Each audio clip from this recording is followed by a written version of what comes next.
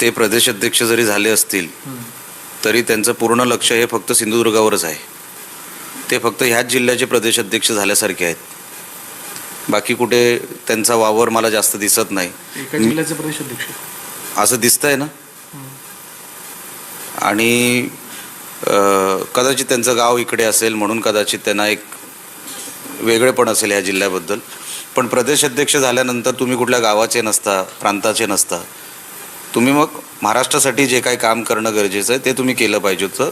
महाराष्ट्रभर जे तुमचे कार्यकर्ते आहेत, पदाधिकारी आहेत, त्यांना न्याय देणं तुमचं काम आहे.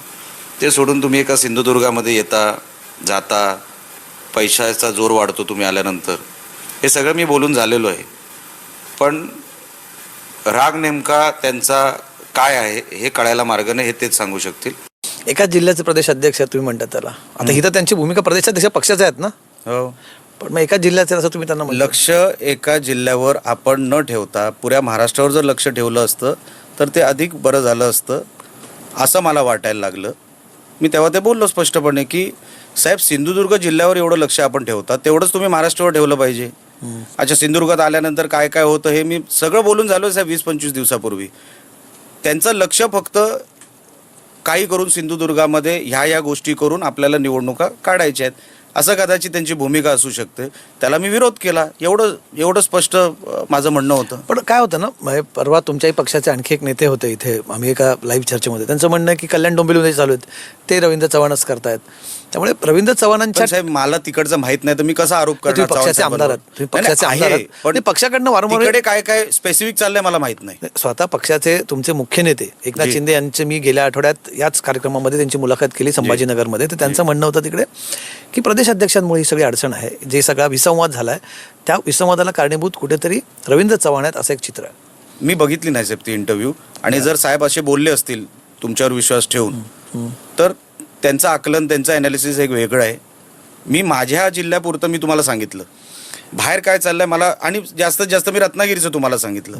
त्याच्या पलीकडे जे मी बातम्या वाचतो, आता ते नेमकं काय घडलं हे मी बातम्या वाचून मी तुम्हाला 100% सांगू शकणार नाही. पण आमचे साहेब जर बोलले असतील, आमचे पक्षप्रमुख बोलले असतील तर त्याच्यामध्ये 100% कुठेतरी तथ्य आहे. बरं, तुम्ही जेव्हा हे सगळं सुरू होतं तुमच्या पक्षाच्या मुख्य नेत्यांना हे सगळं तुम्ही सांगत होतात? साहेब, मी एका जिल्ह्यातून जर माझ्यावर साहेबांनी जबाबदारी दिली तर मी रोज का त्रास देऊ माझ्या नेत्यांना? बरं, आमच्यावर तसे संस्कार नाही किंवा मी काय त्या लेवलचा माणूस नाही की लहान लहान गोष्टी मी साहेबांना सांगायला पाहिजे आणि साहेबांकडून काहीतरी आपल्याला हे पाहिजे. म्हणजे त्यांना का मी अडचणीत टाकू? जर समजा माझा कुठला विषय अडचणीचा असेल तर मी माझ्या नेत्याला का टाकू? तर साहेब जेव्हा आणि साहेब येऊन गेले माझ्याकडे, मालवणमध्ये येऊन गेले, तेव्हा हाही आरोप झाला की जसं तुम्ही म्हटलात की भाजप रवींद्र चव्हाण येऊन गेले आणि पैशाचं वाटप सुरू झालं, तसं तुमच्यावर आरोप झाला की एकनाथ शिंदे बॅगा घेऊन आले तुमच्याकडे. आता मी साहेब त्याच्यावरती उत्तर दिलं, त्याही दिवस दिलं की जर बॅगा घेऊन आले असं तुम्हाला वाटत असतं तर तिथे निवडणूक आयोगाचा कॅमेरा असतो, तो त्या सगळ्या बॅगा चेक करत असतो. अच्छा, मी आरोप नाही केले. तुम्ही पण आता म्हटलात की मी आरोप केले. मी आरोप नाही, मी पुरावा दाखवला. पुराव्याच्या समोर हा बघा, हा विषय आहे, ह्याच्यावर तुम्ही काय कारवाई करणार? अच्छा, माझे सगळे साहेब जे काय पुरावे होते हे मी निवडणूक आयोगाला दिले. एकाची रिट पिटिशन फाईल केली आहे मी कोल्हापूर खंडपीठामध्ये, तिकडे रिट पिटिशन आहे. आता मी एक जी काही केस करणार आहे ती पण निवडणूक आयोगाच्या विरोधात करणार आहे. आत्ताची जी केस करणार शेवटची, आणि कारण का त्याच्या अगोदर त्यांना शो कॉज नोटीस पण मिळालेली नाही आणि माझ्यावर 4 कलमं टाकलेली आहेत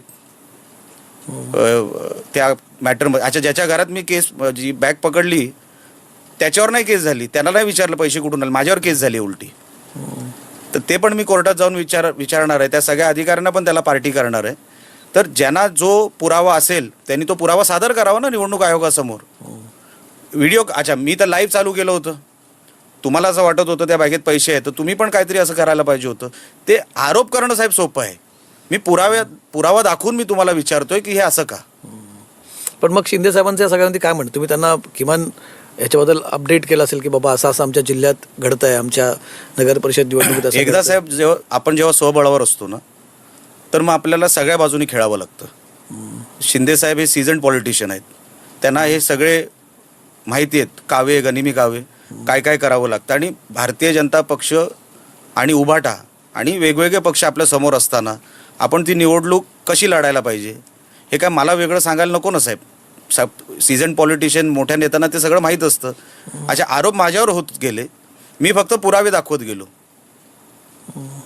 साहेबांनाही माहिती आहे की हा काय ह्याच्यामध्ये चुकला.